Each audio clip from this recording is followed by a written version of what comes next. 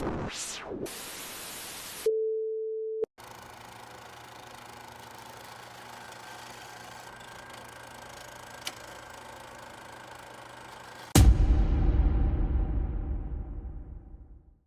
Tucker was born on November 18, 1959, and was raised in Houston, Texas. The youngest of three sisters, early in life she would be off to a rough start. The marriage between her parents was a very troubled one. She would start smoking cigarettes at 8 years old. At 10 years old, she would find out during her parents' divorce proceedings that she was a child made as a result of an extramarital affair. By age 12, she began taking drugs and having sex. At age 14, she would drop out of school. After dropping out of school, she would start prostituting with her mom, Carolyn, who was a rock groupie, and would start traveling with acts such as the Allman Brothers, the Marshall Tucker Band, and even the Eagles. At age 16, she had a brief marriage to a man named Stephen Griffin. In her 20s, she began hanging around the biker scene and met a woman named Shawn Dean and her husband, Jerry Dean.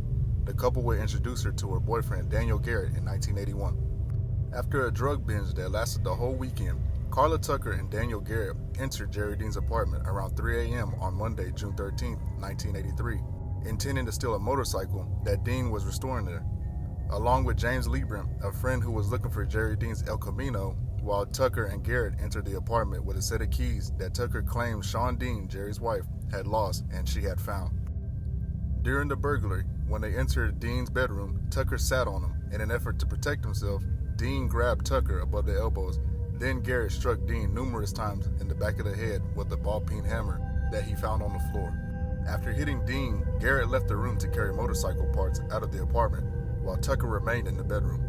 The blows Garrett had dealt Dean caused him to begin making a gurgling sound. In an attempt to make him stop the noise, she then picked up a 3-foot pickaxe that was laying against the wall and began hitting Dean. Garrett then re-entered the room and dealt Dean a final blow to the chest. Garrett left the bedroom again to continue loading Dean's motorcycle parts into his Ford Ranchero. Tucker was once again left in the room and only then noticed a woman, Deborah Thornton, who had hidden underneath the bed covers against the wall. She was there because she had argued with her husband the day before, went to a party, and ended up spending the night in Dean's bed. Upon discovering Thornton, Tucker swung and grazed her shoulder with the pickaxe. She and Tucker began to struggle. Garrett returned and separated them.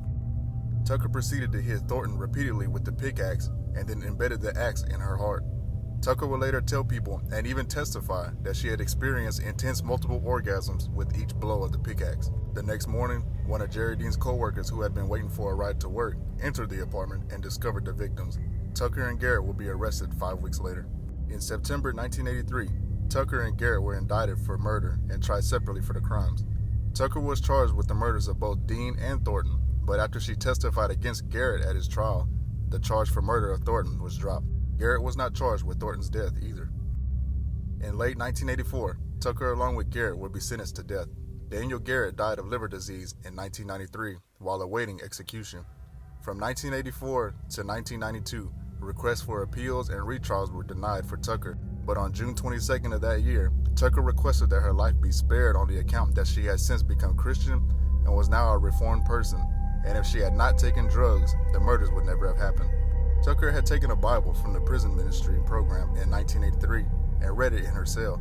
She later recalled, "I didn't know what I was reading, but before I knew it, I was in the middle of my cell floor on my knees. I was just asking God to forgive me." This plea from Tucker would draw support and would have divided opinions amongst those that heard the details of her case. Some supporting execution and some supporting death penalty be taken off the table for her.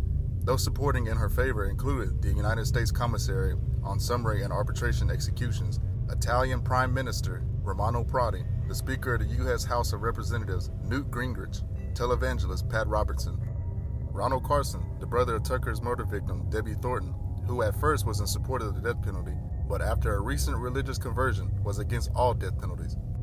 The warden of Texas Huntsville's prison testified that she was a model prisoner and that after 14 years on death row, she likely had been reformed. She even gained support of Pope John Paul II.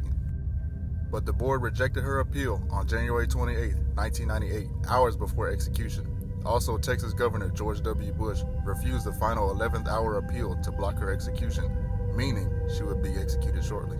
For her last meal, she requested a peach, a banana, and a garden salad with ranch dressing.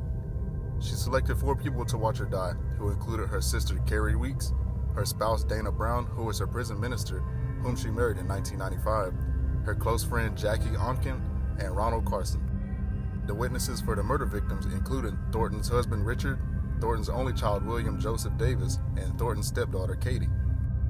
Her last words were, "Yes, sir, I would like to say to all of you, the Thornton family and Jerry Dean's family, that I am so sorry. I hope God will give you peace with this." She looked at her husband. "Baby, I love you." She looked at Ronald Carson.